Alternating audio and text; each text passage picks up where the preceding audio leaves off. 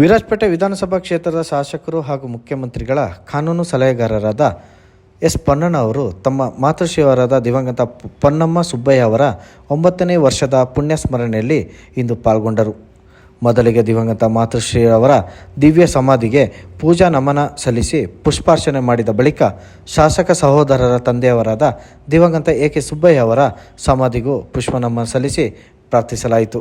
ಈ ಸಂದರ್ಭದಲ್ಲಿ ಶಾಸಕರ ಜ್ಯೇಷ್ಠ ಸಹೋದರ ನರೇನ್ ಕಾರ್ಯಪ್ಪ, ಚಂದಲೆ ಕಾರ್ಯಪ್ಪ, ಸಹೋದರ ರವಿ ಸೋಮಯ್ಯ, ಶಾಸಕರ ದೊಡ್ಡಮ್ಮ ಶ್ರೀಮತಿ ಗಂಗಮ್ಮ, ಪೊನ್ನಂಪೇಟೆ ಬ್ಲಾಕ್ ಕಾಂಗ್ರೆಸ್ ಅಧ್ಯಕ್ಷರಾದ ನವೀನ್, ಪಕ್ಷದ ಪ್ರಮುಖರಾದ ಗಿರೀಶ್, ಪಮ್ಮು, ಅಣ್ಣಲಮಾಡ ಹರೀಶ್, ಭವೀನ್, ಇಸ್ಮಾಯಿಲ್, ಆಂಟೋನಿ ಹಾಗೂ ಪ್ರಮುಖರು ಉಪಸ್ಥಿತರಿದ್ದರು.